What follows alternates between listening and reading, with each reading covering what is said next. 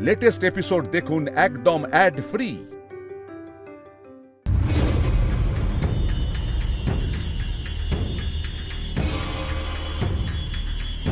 Hello রণ, এই magician মেঘনাথের address police পেয়ে গেছে। ইন্দ্র মিতুল পুলিশকে নিয়ে ওখানে গেছে।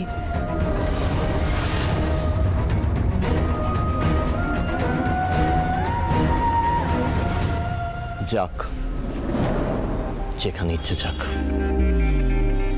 কিন্তু মিতুল চেকমেটটা আমিই দেব।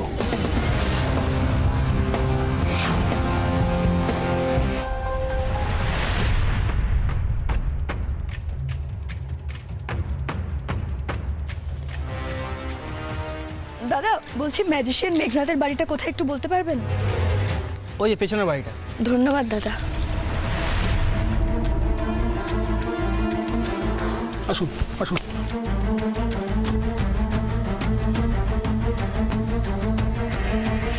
শুনছেন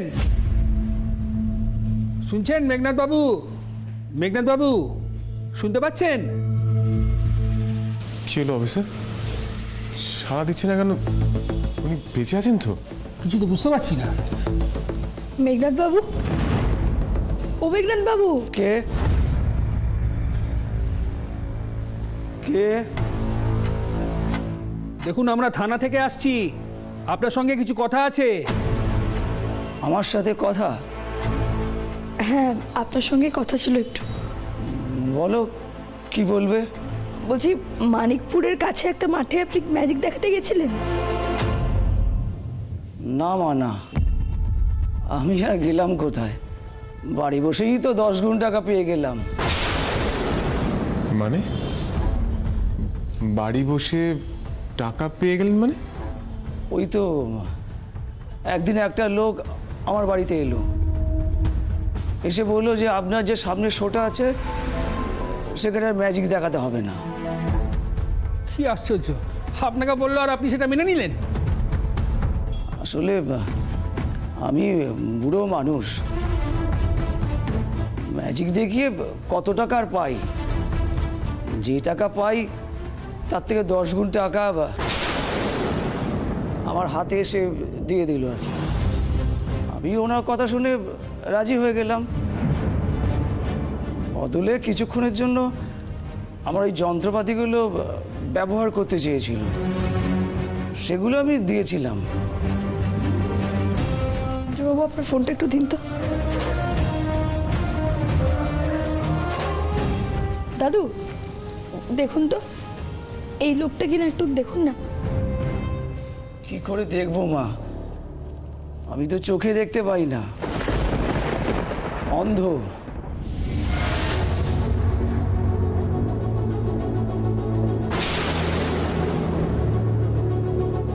মানে আপনি চোখে না দেখে ম্যাজিক দেখান কি করে? আমি সেই 5 বছর বয়স থেকে ম্যাজিক দেখাচ্ছি। বাবার সঙ্গে ঘুরে ঘুরে ম্যাজিক শিখেছিলাম।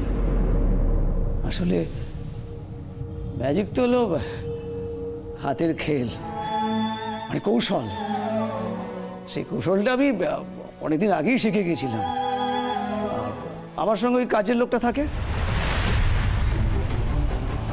আচ্ছা, আপনি তো দেখতে পান না, আপনি চিনতে পারবেন না, ঠিক আছে, কিন্তু আপনার সঙ্গে যে লোকটা থাকে, এক্ষুনি যার কথা বললেন, সে দেখলে তো নিশ্চয়ই চিনতে পারবে। ও রমেশ, হ্যাঁ ও চিনতে পারবে। ও তো আমার সঙ্গেই থাকে সবসময়, মাঝে মাঝে বাড়ি যায়। ও সেদিন ছিল আমার কাছে, যেদিনকে ওই লোকটা এসেছিল। আপনারা ওর বাড়ি যেতে পারেন, আমি ঠিকানাটা বলে দিচ্ছি।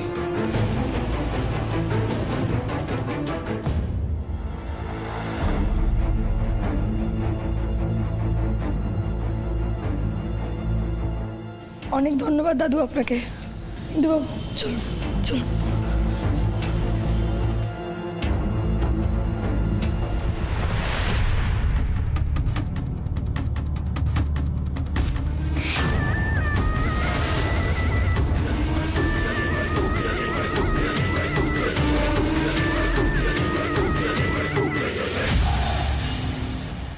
হ্যাঁ সিমি, বলো। হ্যাঁ রণ, এরা এবার এই বুড়োটার কাজের লোকটার বাড়িতে যাচ্ছে। ঠিক আছে, তুমি ফোনটা রাখো, আমি দেখছি। কি বললো সিমি? মিতুলরা এখন ওই পুরোটার কাজের লোক রমেশের বাড়ি গেল। ও মাই গড, কি হবে এবার? বুড়োটা অন্ধ, বুড়ো বাড়ির কাজের লোকটা তো আর অন্ধ নয়, সে তো তোমাকে দেখেছিল ওই বুড়োটার সাথে কথা বলতে। এবার যদি তোমার ছবি দেখায় মিতুল, ও তো চিনে ফেলবে তোমাকে। শোনো,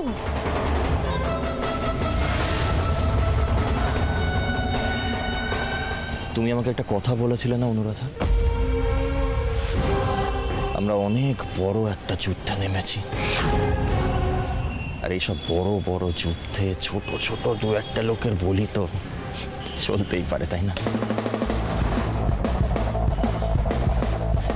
দেখি কি করে আমাকে চেনে।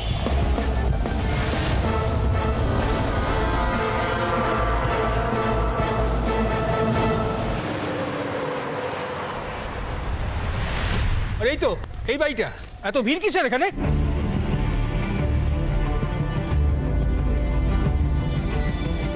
এক্সকিউজ মি,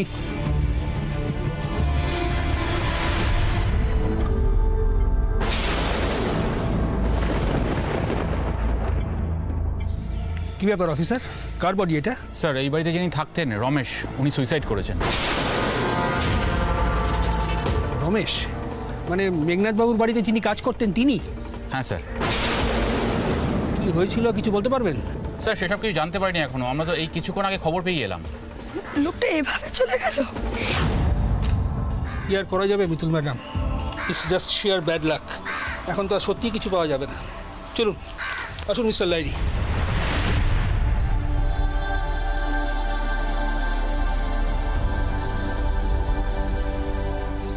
কি হলো মিতুল, দাঁড়িয়ে রইলেন যে? চলুন। আমাদের বিরুদ্ধে এখনো কোনো ষড়যন্ত্র চলছে ইন্দ্রবাবু? নাহলে আপনি বলুন, আমরা ঠিকানা জোগাড় করে এই লোকটার বাড়িতে এলাম, তখনই লোকটা আত্মহত্যা করলো। এটা হতে পারে কখনো?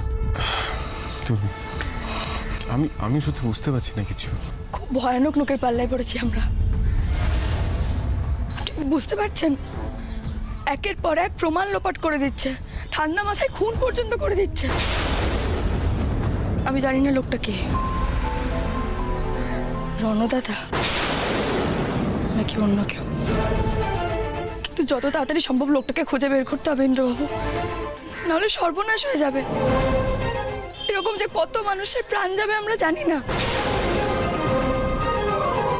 ভোলে বাবা, আমি জানি না এর পেছনে কে আছে, কিন্তু তোমার দিব্যি যেই থাকুক না কেন, এবার তাকে আমি ঠিক খুঁজে বের করব। Let me introduce you to the one and only, the great Mr. Ranajit Lahiri.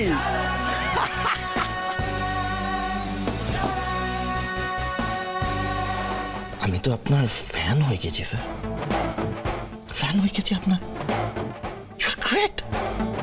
You are brilliant. না মানে আপনার করা প্ল্যানটা যে এতটা সাকসেসফুল হবে সেটা তো আমি ভাবতেই পারিনি। I couldn't imagine. স্যার, আপনি তো day by day, every day you are developing. আপনি ডেভেলপ করেই যাচ্ছেন। So great of you. Sir, আপনি তাহলে শেষ পর্যন্ত রমেশটাকে সুইসাইড করতে বাধ্য করলেন আপনি সুইসাইড করতে। কিন্তু আমি জানি রমেশ কেন সুইসাইড করেছিল, জানি আমি। কিন্তু স্যার, ভয় পাবেন না, একদম টেনশন করবেন না। আমি কাউকে বলবো না, কাউকে না, নো মান।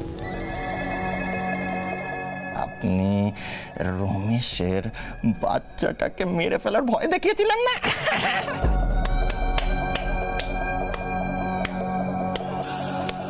You are great. You are great. You are great, sir. You are brilliant.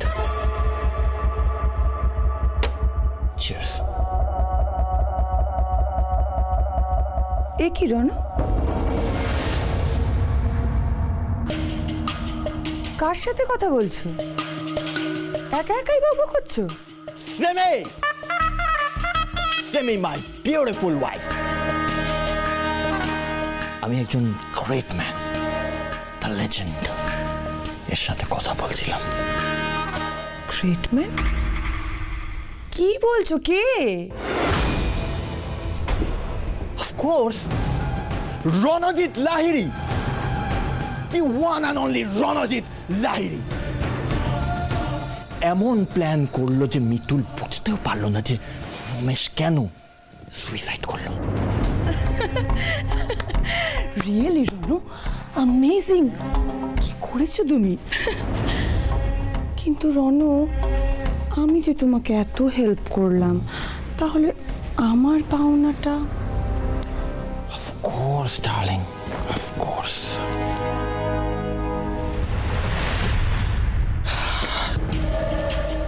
তোমার আর কি কি চাই আমাকে বলো। I'm in a great mood today. Great mood. আমি আজকে পুরো কল্পতরু হয়ে গিয়েছি। আর কিচ্ছু চাই না রণ, সব প্রমাণ তো তুমি শেষ করেই দিয়েছো। কিন্তু রণ, এর পরের প্ল্যানিংগুলো কি হবে? এর পরের প্ল্যানিং কি হবে সেটা তো আমি জানি না সিমি। মানে তুমি জানো না? মানে তাহলে কে জানে রণ? কি হলো? The great man, Mr. Ranajit Lahiri.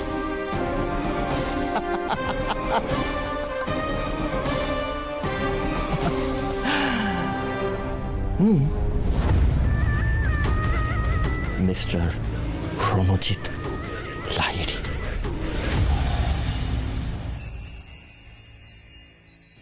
শোন সুমি, হ্যাঁ মা। মিতুলকে না একটা কথা বলে দিবি তো, এই কদিন যেন বাড়ি থেকে একদম না বেরোয়। ওর ওপর দিয়ে যা বড় একটা ফাঁড়া গেছে, তারপর তো একটু বিশ্রাম নিতে হবে। কি সেই ঘোরাঘুরি করে বেড়াচ্ছে তার ঠিক নেই। আচ্ছা মা, তোমার কি মনে হয় যে তোমার নাতবউ আমার কথা শুনে চলবে? হ্যাঁ, তার তো পায়ের তলায় সরষে। আরে না শুনু, বলতে তো হবে। বলতে হবে। ওই দেখো। কি রে, তোদের ব্যাপারটা কি রে? কাউকে কিচ্ছু না বলে কোথায় চলে গেছিলি?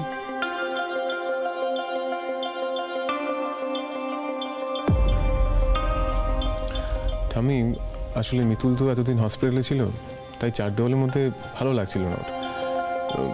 তাই ফর দ্য চেঞ্জ একটু বাইরে নিয়ে গেছিলাম সবুজ দেখানোর জন্য। ও বাবা, রাতের অন্ধকারে তুমি সবুজ দেখতে গেছিলে? এখন তো সবই কালো। এটাই তো আমি। মিতুল অন্ধকারের মধ্যে আলো খুঁজে নিতে জানি সিমি দিদি।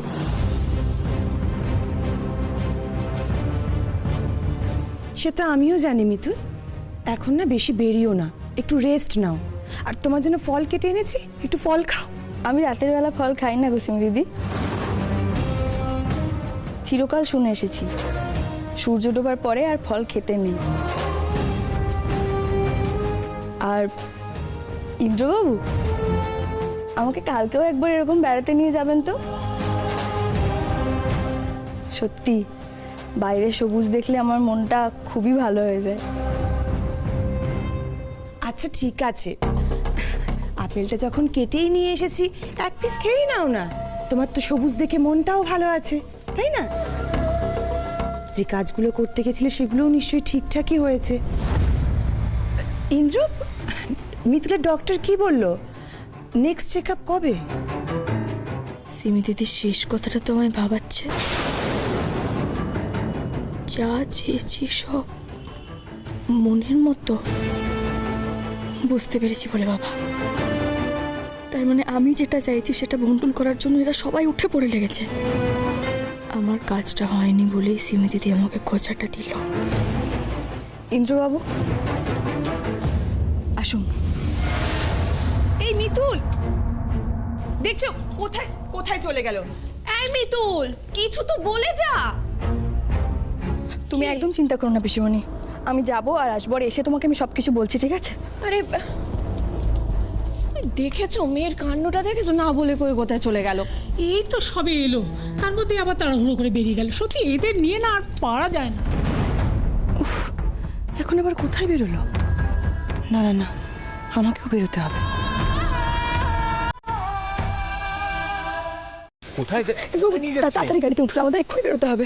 কোথায় যাবো এখন গাড়ি? আমরা যাবো, আপনি উঠুন, আমি সব বলছি আপনাকে। আসুন আগে, আসুন। মিতুল, মিতুল আমার কথা শুনুন, আমি গাড়ি করে যাবো সেটা বলুন। আপনি স্টার্টটা দিন না, আমি বলছি সব তাড়াতাড়ি গাড়িতে উঠুন। যান বাবু।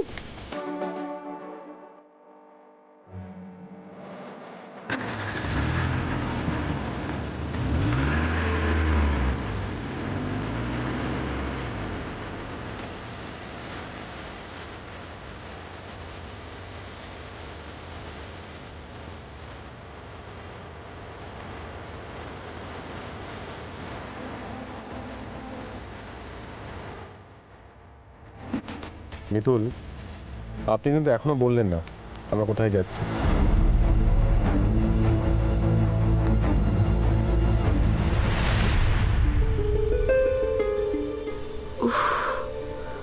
এখনই পেটে ব্যথাটা শুরু হতে হলো।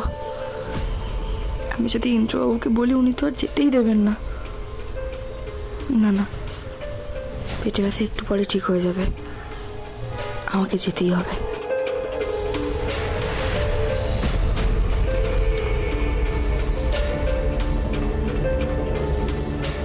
কি হলো মিতুল, শরীর খারাপ হচ্ছে নাকি? না না, আমি একদম ঠিক আছি। আপনি চলুন, আপনি তাড়াতাড়ি চলুন আগে। মিতুল, আপনাকে না আমার এই জন্য ভয় লাগে। একটু সুস্থ হয়েছেন কি হননি, ছোটাছুটি শুরু করে দিয়েছেন। ভয় পাবেন না ইন্দ্রবাবু, আমার কিচ্ছু হবে না। আপনি আছেন তো আমার সঙ্গে। আপনি আমার সঙ্গে থাকলে আমি সবসময় ঠিক থাকি। দেখুন, আমি আপনার পাশে সবসময় আছি, কিন্তু নিজের শরীর নিয়েও তো ভাবতে হবে। শরীরটা তো আপনার, আপনি সেটা নিয়ে ভাববেন না? আপনার উচিত ছিল এখন বাড়িতে থাকার, রেস্ট নেওয়া, কিন্তু আপনি সেটা করলেন না। আপনি আমার সঙ্গে বেরিয়ে পড়লেন।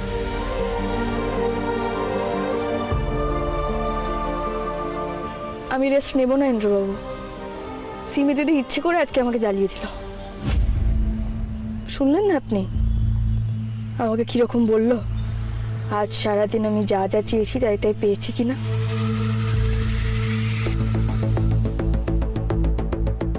যে কাজগুলো করতে গেছিলে সেগুলোও নিশ্চয়ই ঠিকঠাকই হয়েছে। এমনি এমনি বললো নাকি? এরা প্রত্যেকেই ষড়যন্ত্রের সঙ্গে যুক্ত। কিন্তু আপনি তো প্রমাণ না পেলে বিশ্বাস করবেন না, তাই প্রমাণ না জোগাড় করা পর্যন্ত আমিও রেস্ট নেব না। শুধু এই মেয়েগুলোকে বাঁচানো বড় কথা নয় ইন্দ্রবাবু, আপনার দিকে কে গুলি চালিয়েছিল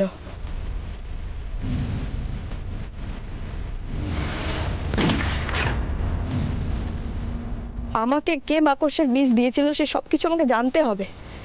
এই সব কিছুর পেছনে কে রয়েছে সেটা খুঁজে না পাওয়া পর্যন্ত আমি কিছুতেই দম নিতে পারবো না।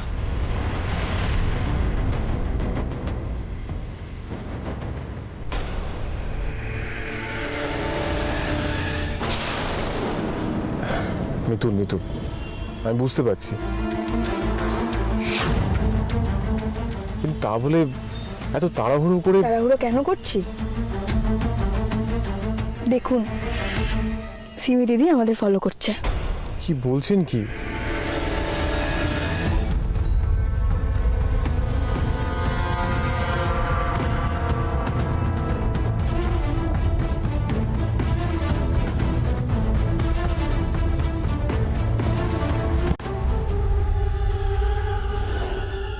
মিতুল, আমরা এখন এক্স্যাক্টলি কোথায় যাব?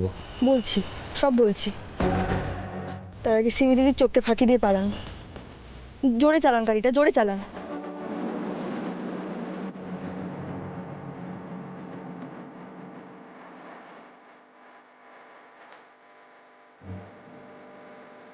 দাদা, গাড়িটা একটু জোরে চালান। ইন্দ্রবাবু আরো জোরে চালান।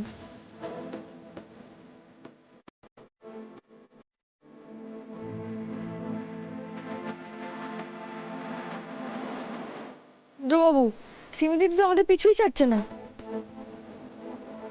এত সহজে সিমিদিদি আমাদের পিছু ছাড়বে বলে মনে হয় না।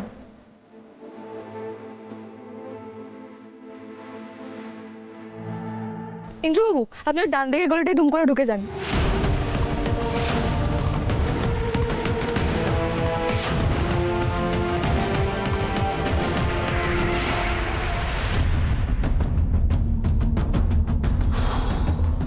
মিতুল, এবার আমরা কি করব?